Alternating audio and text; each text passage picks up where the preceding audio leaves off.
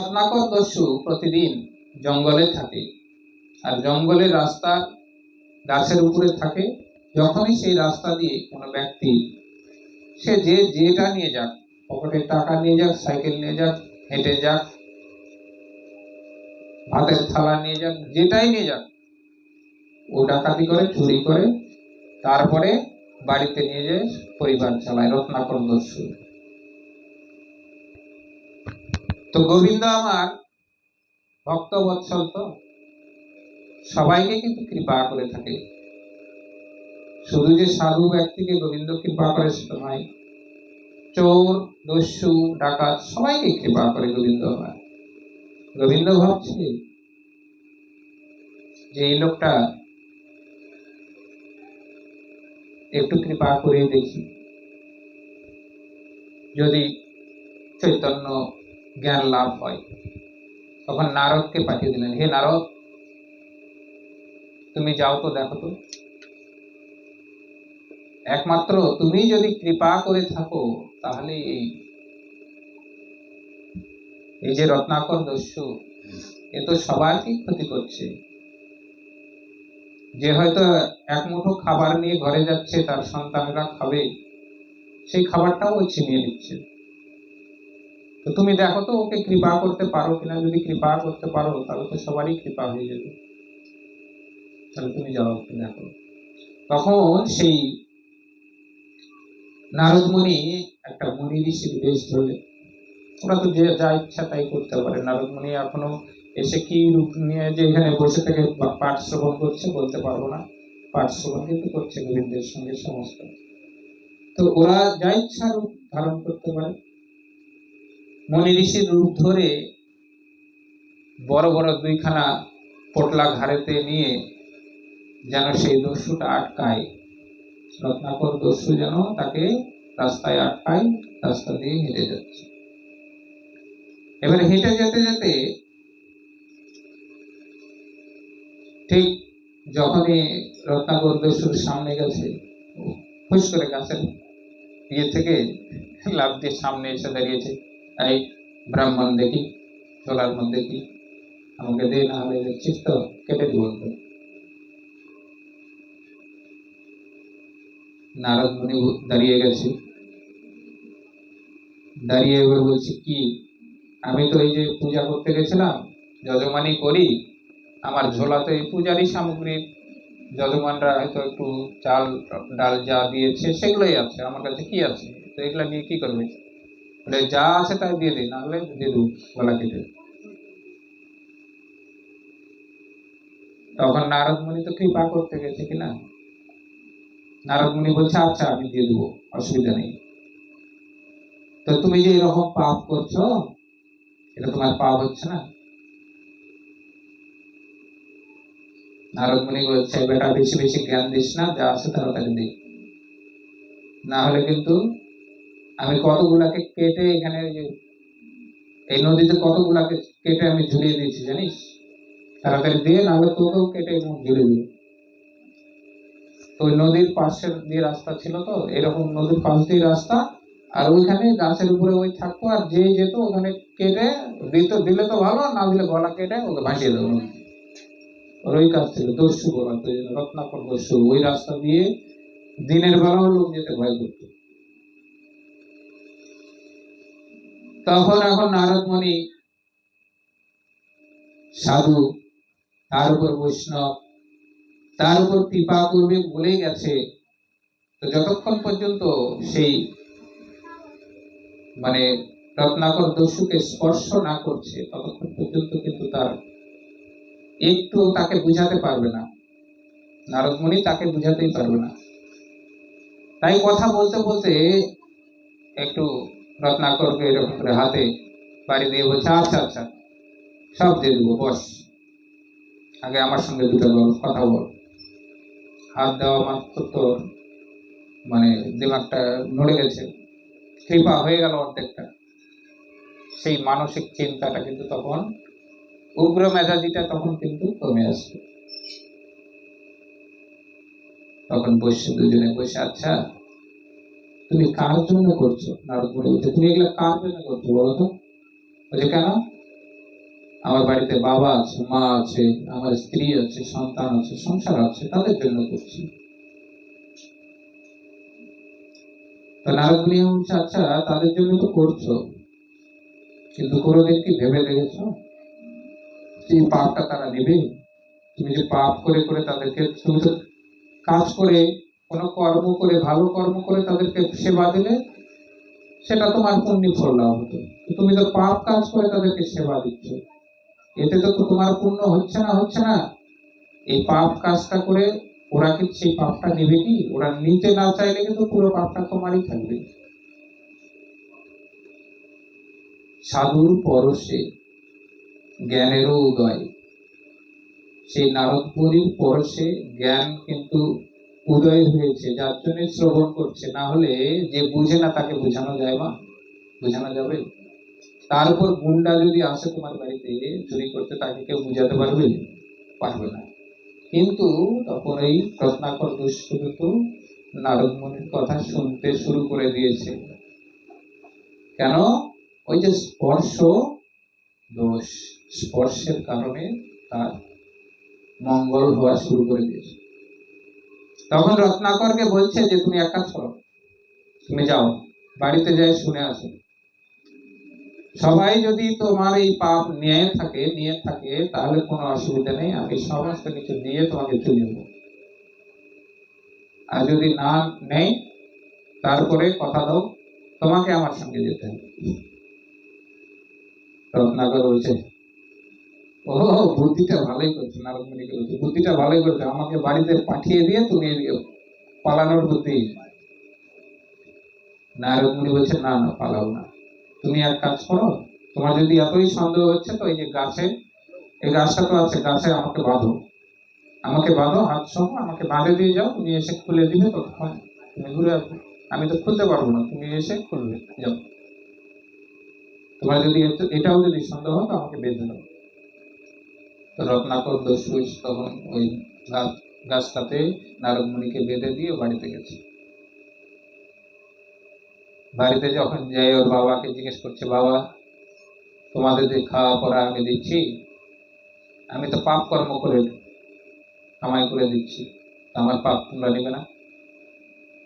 বাবা বলছে, আমি কেন নেব? তুই জন্ম দিচ্ছি, তুই ছেলে, তুই কামাই করে খাওয়াবি, তুই কাটে মানুষ কাটে খাওয়াবি, না তুই দস্যুগিরি করে খাওয়াবি, না কি করে খাওয়াবি, তোর ব্যাপার। আমি খাওয়া পেলে হয়ে গেল, আমার অত টেনশন নেই। মাকে যাই বলছে, মা বলছে, আমি তোর জন্মদাতা মাতা, 10 মাস 10 দিন বুকের স্তন খেয়ে তোকে মানুষ করেছি, তো তোর কাছ থেকে পাপ নেওয়ার জন্য মানুষ করেছি? তুই পাপ করবি না কি করবি? তোর কর্তব্য আমাদের খাওয়ানো, যদি খাওয়াস খাও, না খাওয়াস বলে যে আমরা বনে জঙ্গলে যেখানে যে থাকবো সেখানে খাবো, খাবো না খাবো না খাবো। বউয়ের কাছে গেছে, বউ বলছে, আমাকে 7 পাকে যে বন্ধন দিয়ে তুমি নিয়ে এসছো, আমার সমস্ত কিছু দায়িত্ব তো তুমি নিয়েছো, তো তোমাকে তো দায়িত্ব পালন করতেই হবে। এবার তোমার পাপ কাজটা কেন আমি পাপটা নিতে যাবো? হ্যাঁ, তুমি যদি কোনো পুণ্য করতে, সেই পুণ্যে হয়তো আমি একটু সহযোগিতা করলে আমারও পুণ্য হতো। তো তুমি তো পাপ করছো, আমিও জানি, তো সেই পাপে তোমাকে সহযোগিতা করবোই কেন, আর আমি নিবই কেন?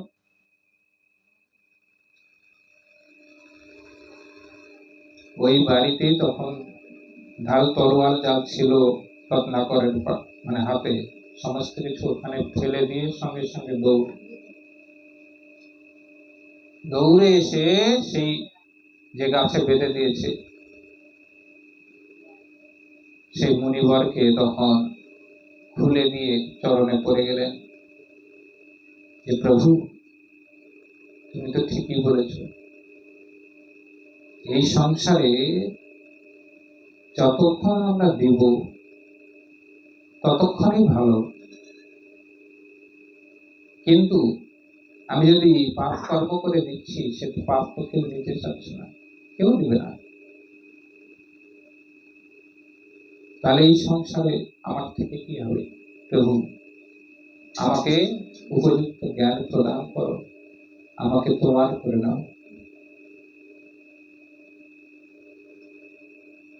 তখন নারদ মুনি মুনির বেশে তাকে বলছে যে, রত্নাকর, এই নদীতেই তুমি কেটে কেটে ফেলে দিয়েছিল, শয়ে শয়ে মানুষ তুমি এই নদীতে কেটে কেটে ফেলেছ না?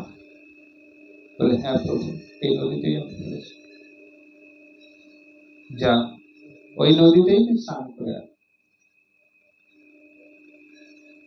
ওই নদীতে রত্নাকর গিয়ে স্নান করলো। স্নান করে এসে যখন এসে তখন রত্নাকরকে মণি বলছে যে, আচ্ছা একটা নাম বল, তোর সমস্ত কিছু অপরাধ শেষ হয়ে যাবে, পাপ শেষ হয়ে যাবে, বল আমার সঙ্গে সঙ্গে। বলে, কি বলবো? সে মণিবর বলছে, রাম। সেই পাপের মুখে কিন্তু আর রাম নাম আসছে না। রত্নাকর দস্যু এত মানুষকে মেরেছে যে সেই পাপ মুখে কিন্তু আর রাম কথাটা আসছে না। রাম বলতে যাচ্ছে মরা হয়েছে, মানে মানুষকে মেরে মেরে ওই যে মরা মরা বলে বলে এতটাই অভ্যাস হয়ে গেছে যে রাম কথাটা বলতে পারছে না। রাম বলতে যাচ্ছে তো মরা আসছে। তখন এই মুনিবর, এবার নারদ মুনি চিন্তা করছে, না এভাবে হবে না। তখন রত্নাকর দস্যুকে বললেন, এই গাছের নিচে বসো, এইভাবে যোগভাবে বসো, বসে মরা মরাই বলতে থাকো। তুমি মরা মরা বলতে বলতে যেদিন তোমার পাপ শরীর থেকে এক বিন্দুও পাপ থাকবে না, সমস্ত পাপ মিশে যাবে, সেদিন তোমার মুখে রাম নাম আসবে। আর এই রাম নাম আসলে পরে সেদিনই ভাবো তুমি তোমার এই জন্ম সিদ্ধি লাভ হলো। বলে তখন নারদ বলছে যে, আমি আবার আসবো, সেদিনই আসবো যেদিন তোর মুখ থেকে রাম নাম শুনতে পাবো, তার আগে আসবো না। বলে কিন্তু নারদ মুনি ছেড়ে গেল। বহুদিন পরে গোবিন্দ আমার নারদ মুনিকে বলছে, নারদ, এখন তো সেই রত্নাকরের বন তো খুব শান্ত আছে, রত্নাকরের কি অবস্থা হলো? নারদ বলছে, প্রভু তুমি তো অন্তর্যামী, তুমি তো জানো। গোবিন্দ বলছে, হ্যাঁ আমি জানি, তো চলো একবার দেখে আসি দুজনে কি অবস্থা। আবার তখন নারদ মুনি আর গোবিন্দ তখন স্বয়ং আবার মনির বেশ ধরে সেই জঙ্গলে, যেখানে সেই গাছের নিচে যেখানে বাল্মীকি মুনিকে বসিয়ে রেখে গেছিল, সেখানে এলেন। এসে দেখছেন বিশাল বড় একটা উড়ির ঢিপি। মাটি তোলে না উড়িগুলো, তোমরা কি বলো? উড়ি বলে না? এই উড়ির একটা ঢিপি করে দিয়েছে, মানে বিশাল বড়। নারদ মুনি ওই জঙ্গলে যে বাল্মীকিকে বসিয়ে রেখে গিয়েছিল সেটা কিন্তু আর চিনতে পারছে না। ওরা অন্তর্যামী দেবতা রূপে ওই সেই জায়গাতে কিন্তু এসে দাঁড়িয়েছে, কিন্তু বুঝতে পারছে না যে এখানে আমি এই গাছের নিচেই বসালাম মনে হচ্ছে, কিন্তু কই কাউকে তো দেখছি না। সেই উড়ির ঢিপি বিশাল বড় একটা, মানে খেরের চাল যত বড় হয় সেরকম, পুরো মানুষটাকে ঢেকে নিয়েছে। সেই ভিতর থেকে আওয়াজ আসছে, রাম রাম রাম, এরকম আওয়াজ আসছে। গোবিন্দ আমার বলছে, নারদ ভালো করে কান দিয়ে শোনো। নারদ তখন কান দিয়ে দিয়েছে, দেখছে রাম রাম রাম করে আওয়াজ হচ্ছে। আর এই সেই উড়ির ঢিপি যে পিঁপড়াগুলো ঢুকেছে না, ছোট ছোট ফুটো হয়েছে, সেই ফুটো থেকে মনে হচ্ছে যে লাইট বেরোচ্ছে, আলো। ভিতরে যদি বাল্ব থাকে আর বাইরে ওই ছোট ছোট ফুটা দিয়ে লাইট আছে না, সেরকম আলোর জ্যোতি আসছে। নারদ মুনি সেই উড়ির টিভি ভাঙিয়ে দিতে দেখছে যে বাল্মীকি মুনি এই সেই রত্নাকর দস্যু বসে থেকে রাম রাম করে যাচ্ছে, আর সারা শরীর থেকে একটা দিব্য জ্যোতি আলোর ছটা আসছে। রাম রাম বলতে বলতে শরীরটা একদম রামে পরিণত হয়েছে, ভগবানে পরিণত হয়েছে। তখন নারদমণি বলছে, রত্নাকর উঠে দাঁড়াও, আমি এসেছি, তোমার হয়ে গেছে সিদ্ধি, তুমি উঠে দাঁড়াও। রত্নাকর হুড়মুড়িয়ে গুরুদেবের চরণ হচ্ছে, গুরুদেব এসেছ, আমি কতদিন ধরে অপেক্ষা করে আছি, আমি জানতাম তুমি আসবে, আমার বিশ্বাস ছিল। আমি তো অনেকদিন আগেই রাম বলা শুরু করে দিয়েছি, আমি রাম বলতে শিখে গেছি অনেকদিন আগেই, কিন্তু আমি কোথাও যাইনি। কেন জানি, কেন আমি জানি যে আমার গুরুদেব কিন্তু এখানেই আমি পেয়েছি, যে গুরুদেব আমার এখানেই আসবে, এই জন্য আমি এখানে বসে আছি। তখন নারদ আর গোবিন্দ সব মূর্তিতে আসে, নিজের মূর্তি দর্শন করায়, দর্শন করিয়ে এবার তখন নারদমণি আর গোবিন্দ যখন দর্শন দিলেন, তখন প্রণাম যখন করলেন এই দস্যু, রত্নাকর দস্যু, তখন নারদমণি এবং গোবিন্দ আশীর্বাদ দিলেন, হে রত্নাকর, আজ থেকে তোমার নাম আর রত্নাকর নয়, তোমার নাম বাল্মীকি মুনি হলো। তুমি মুনি তো পেয়েছো, তুমি আজ থেকে তোমার নাম বাল্মীকি মুনি, আর তুমি যাও বনে গিয়ে বসে রামায়ণ রচনা করো, আমি আশীর্বাদ করে গেলাম। রামের জন্মের পূর্বেই কিন্তু বাল্মীকিও রামায়ণ লিখে নিয়েছিল, রাম কবে জন্ম নেবে, কোথায় জন্ম নেবে, কি করবে না করবে, পুরো রামের এই যে ত্রেতা যুগের সমস্ত ঘটনা কিন্তু এই সত্য যুগেই লেখা হয়ে গেছিল। তো জয়নিতাই গৌর বল, এবার এই রত্নাকর গোবিন্দ লাভ করুক, আমরাও আজকের মতো পাঠ বিশ্রামে রাখি। জয় জয় জয় জয় শ্রী গুরু নিতাই গৌর সীতানাথ প্রেমানন্দ, হরি হরি বল, হরি হরি বল।